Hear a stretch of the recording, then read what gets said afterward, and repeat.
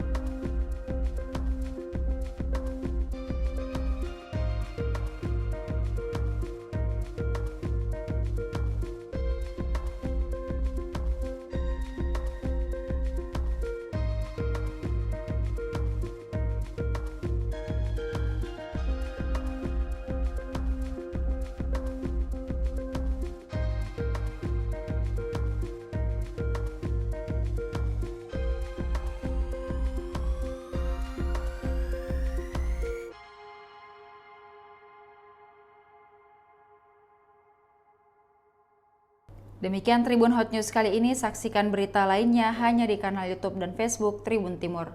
Terima kasih sudah nonton, jangan lupa like, subscribe, dan share ya!